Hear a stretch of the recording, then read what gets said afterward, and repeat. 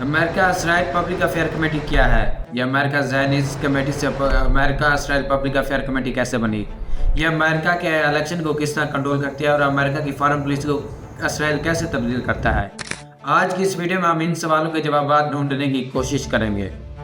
السلام علیکم دوستو، میں ہوں محمد خان اور آپ دیکھ رہے ہیں میرا یوٹیوب چینل۔ دوستو 1962 میں جان ایف کینیڈی کی حکومت نے امریکہ زائنسٹ کمیٹی کو اسرائیلی حکومت کے ایجنٹ کے طور پر رجسٹر کرنے کا حکم دیا، کیونکہ یہ یہودی ایجنسی سے بھاری فنڈ لے رہی تھی اور اس فنڈنگ سے یو ایس اے میں لابنگ کر رہی تھی۔ لیکن امریکن زائنسٹ کمیٹی کا وکیل صاف انکار کر دیتا ہے کہ امریکن زائنسٹ کمیٹی بطور فارن ایجنٹ رجسٹر نہیں ہوگی۔ 22 نومبر 1962 کو کینیڈی کی اساسینیشن ہوتی ہے اور یوں امریکن زائنسٹ کمیٹی کا بطور ایجنٹ رجسٹر ہونا بھی رک جاتا ہے۔ سینیٹر ولیم فل برائٹ جو 1959 سے 1974 تک سینٹ فارن ریلیشن کمیٹی کے چیئرمین رہے، وہ اس کیس کی تحقیق کر رہے تھے کہ امریکن زائنسٹ کمیٹی اسرائیل کے لیے لابنگ کرتی ہے یا نہیں۔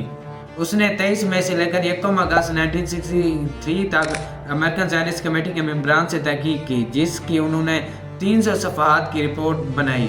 انہوں نے جرنلسٹ والٹر پنکس کو اسٹاف ڈائریکٹر اور چارلس، جو بعد میں فیڈرل کورٹ کے سینئر جج مقرر ہوئے، کو بطور کونسلر مقرر کیا۔ تحقیقات ایک لاطینی امریکن سے شروع ہوئی، مگر یہودی ایجنسی کی دریافت پر اسرائیلی آپریشنز تک پھیل گئی۔ اس تحقیقات نے ثابت کیا کہ 1955 سے لے کر 1962 تک یہودی ایجنسی نے امریکن زائنسٹ کمیٹی کو $5.1 ملین دیے، جو امریکن زائنسٹ کمیٹی نے لابنگ کے لیے استعمال کیے۔ اس تحقیقاتی رپورٹ کو 2010 تک پبلک نہیں کیا گیا، بلکہ اسے خفیہ رکھا گیا، اور 1974 میں ولیم فل برائٹ کو اپنی ہی پارٹی کی رکنیت سے ہاتھ دھونا پڑا، جو اس کی تحقیقات کر رہے تھے۔ ایشیا کینن، جنہوں نے اے پی کی بنیاد رکھی، وہ خود فارا کے تحت فارن ایجنٹ رجسٹر تھے۔ 1974 میں یہودی ایجنسی فار پیلسٹائن کے لیے اور 1948 سے 1951 تک اسرائیل آفس آف انفارمیشن کے ڈائریکٹر کے طور پر رجسٹر ہوئے۔ جنوری 1951 میں انہوں نے فارا کے چیف نیٹن سے ملاقات کی اور نئی پی آر فرم بنانے کے لیے رجسٹریشن کی بات کی، مگر کبھی فائل نہ کی، بلکہ فروری 1951 میں اسرائیل سے تعلق ختم کا دعویٰ کر کے کانگریس میں شامل ہو گئے اور اس کی رجسٹریشن کرائی۔ وہ اپنی کتاب اسرائیل's ڈیفنس لائن میں لکھتے ہیں کہ پبلک میں شو کرانا کہ وہ اسرائیل کے لیے کام کرتے ہیں مناسب نہیں تھا، اس لیے انہوں نے بقیہ 37 سال بغیر فارا کے رجسٹریشن کے کام کیا۔ امریکن اسرائیل پبلک افیئر کمیٹی کے رجسٹر ہونے کا وقت بھی کنٹروورشل تھا۔ ڈپارٹمنٹ آف جسٹس نے 21 نومبر 1962 کو امریکن زائنسٹ کمیٹی کو فارا کے تحت رجسٹر ہونے کا آرڈر ایشو کیا۔ اس آرڈر کے ایگزیکٹلی 6 ہفتوں کے بعد کینن نے واشنگٹن ڈی سی میں ایک سیپریٹ اینٹی امریکن اسرائیل پبلک افیئر کمیٹی کو رجسٹر کرایا۔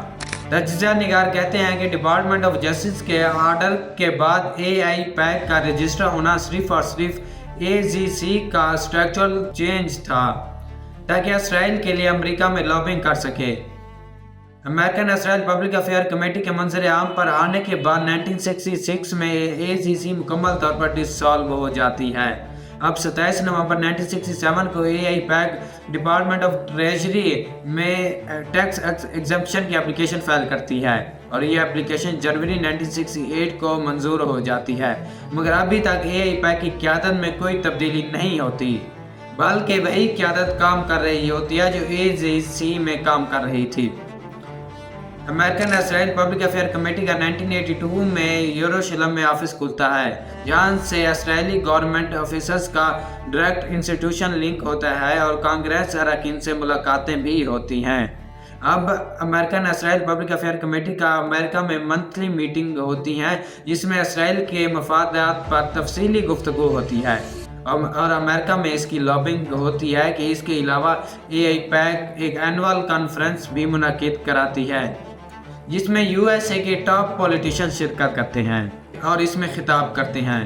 اے آئی پیک نے امریکہ کے الیکشن میں اپنا اثر و رسوخ بڑھانے کے لیے 2 علیحدہ کمیٹیز بنائی ہے: کنونشنل پولیٹیکل ایکشن کمیٹی اور یونائٹڈ ڈیموکریٹک کمیٹی۔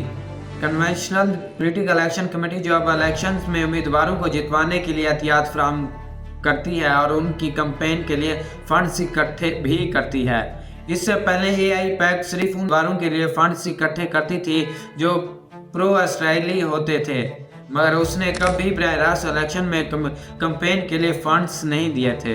اب یو ڈی سی کے تحت وہ براہ راست ان امیدواروں پر لاکھوں ارب ڈالر خرچ کرتے ہیں جو اسرائیل کے یہ حمایت کرتے ہیں۔ 2020 کے الیکشن میں اسرائیل نے اسی پروجیکٹ کے ذریعے اپنے امیدواروں کو الیکشن جتوائے، اور اسی طرح اے آئی پیک نے 2024 نے الیکشنز میں کئی ان امیدواروں کے خلاف مہم چلائی، خاص طور پر ان امیدواروں کے خلاف جو فلسطین کی حمایت کرتے اور اسرائیل کی غزہ میں انسانی حقوق کے خلاف کارروائیوں پر تنقید کرتے تھے۔